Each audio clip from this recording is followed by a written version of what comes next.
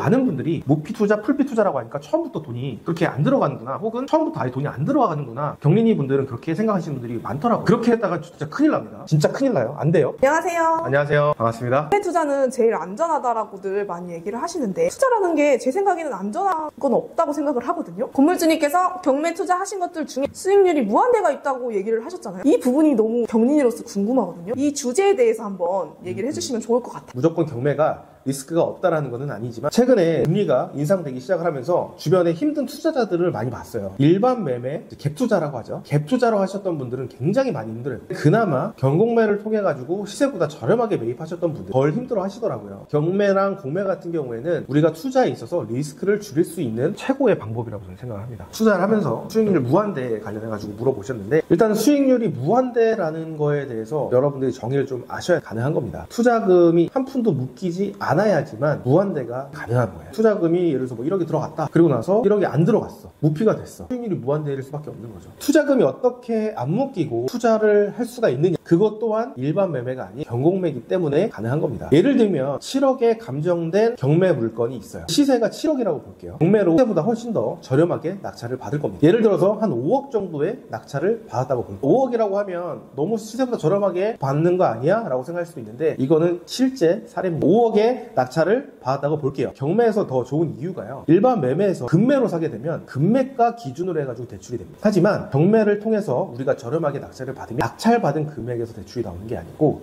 감정가 기준으로 대출이 나오게 되는 거예요. 기본적으로 일반 매매는 매매가에서 대출이 나와서 적게 나온 거죠. 경매 같은 경우에 내가 낙찰가에 상관없이 감정가 기준으로 대출이 나오기 때문에 대출이 최대한 많이 나오는 거죠. 낙찰가의 90%까지도 대출이 가능한 거예요. 낙찰가의 90%라면 대출을 많이 받는 거잖아요. 그럼 그 부분에 대해서 리스크라고 생각하시는 구독자분들도 계실 것 같아요. 분명 또 그렇게 생각하실 것 같아요. 지금 금리가 높은 시기에 단순히 대출 많이 받는다고 해서 그게 자랑이 리스크 있는 거 아니냐라고 생각할 수가 있어요. 우리가 경매로 하게 되면 시세에 매입하지 않아요. 시세보다 저렴하게 낙찰을 받는 거고, 우리가 경매 시세를 조사했었을 때 시세가 7억이었어요. 근데 내가 이걸 5억에 받았잖아. 낙찰 받자마자 확정적인 수익이 발생이 됐는데 거기에서 90% 대출을 받아서 리스크가, 경공매는 그렇게 생각하지 않는다라는 거죠. 무피 투자는 다 가능한지? 무피 투자가 다 가능하냐고요? 종별 상관없이 가능하죠. 서울 수도권 아파트 같은 경우에는 경쟁이 심해서 저렴하게 받긴 쉽지가 않아요. 지방의 작은 아파트들 같은 경우에는 그 갭이 많이 붙어있는 곳들이 있죠. 공시지가 1억 이하짜리 1억대 아파트들이 있어요. 거기는 매매가와 전세가 갭을 봤었을 때 매매가가 1억 5천이다. 전세 가격이 1억 4천인 거예요. 그 물건은 우리가 1억 3천에 받을 수가 있거든요. 그럼 1억 3천에 낙찰을 받고 취득세 내고 명도, 뭐 수리비, 전세를 넣게 되면 무피가 되는 겁니다. 그만큼 더 저렴하게 받으면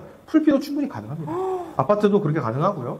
빌라도 마찬가지. 빌라도 훨씬 많이 떨어지기 때문에 저렴하게 매입을 할 수가 있거든요. 우리가 낙찰을 받고 나서 전세를 세팅해서 무피를 받고 그 다음에 뭐 풀피를 세팅을 한다든지. 우리가 빌라 같은 경우에는 대출을 받잖아요. 그럼 낙찰가에 80%를 받았다. 그럼 1, 20%의 자금 들어가잖아요. 대출은 갚지 않고. 그거만큼을 우리가 월세 세팅을 하는 거예요. 3천에 얼마, 5천에 얼마라든지. 반전세를 세팅을 하는 거죠. 그렇게 되면 뭐 대출이 이자랑 월세랑 해서 뭐 10만원, 20만원밖에 안 남을 수는 있겠지만, 피나 무피 투자하면서 월세, 현금 흐름도 빌라를 통해서 만들 수가 있는 거죠. 여기서 오해하시면 안 되는 게, 아무리 저렴하게 낙찰을 받았다고 해도 초기 투자금이라는 게 들어가거든요. 초기 투자금이 일단 기본적으로 보증금 10%가 또 필요하고, 우리가 대출을 받잖아요. 나머지 또 잔금, 취득세도 내야 되고 명도 비용이라든지 인테리어 비용이 또 들어가요. 대출이 이자 뭐 2, 3개월치든 6개월치가 됐든 그런 비용들이 또 나가거든요. 월세가 됐든 반전세가 됐든 전세를 세팅을 하니까 최종적으로는 무피 투자, 풀피 투자가 되는 거지, 초기에는 돈이 들어갈 수밖에 없어요. 무피 투자, 풀피 투자라고 하니까 처음부터 돈이 그렇게 안 들어가는구나, 아예 돈이 안 들어가는구나, 경린이 분들은 그렇게 생각하시는 분들이 많더라고요. 그렇게 했다가 진짜 큰일 납니다.